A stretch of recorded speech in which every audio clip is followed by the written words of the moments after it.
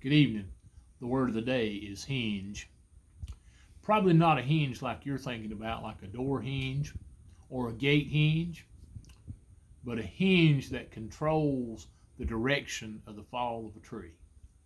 Over the past year, I've cut down several trees, and two in particular I remember. Both of them were on property of friends of mine, and they had asked somebody who did this as a professional for a price to cut these trees down.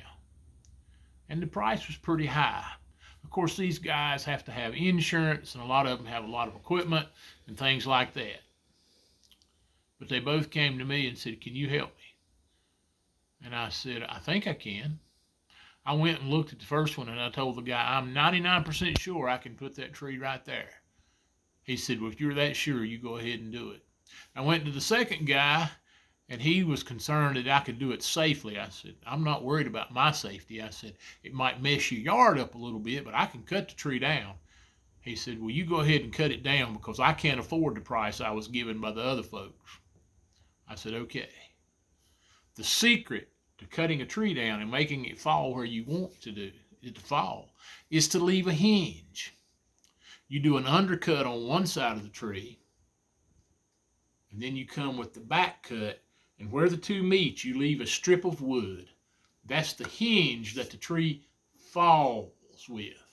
And if that hinge is cut correctly, that tree pretty much has to go where you've cut that hinge to make it go, as long as that wood's good and sturdy in that hinge. Of course, that's one of the things you have to be aware of when you're cutting the tree, because sometimes it's rotten in the middle, but that's a story for another day. Anyway, if the hinge is done correctly, the tree will fall where you want it to.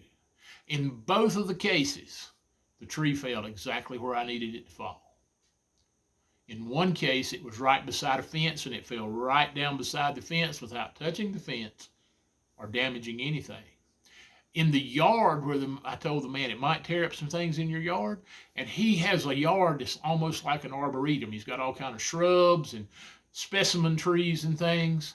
We didn't tear up a single shrub or any other trees. We knocked the bark off of one big tree, but it'll be a small injury that can heal. When it was over, he said, "You're a miracle worker." I said, "No, I'm just blessed." But back to our word hinge.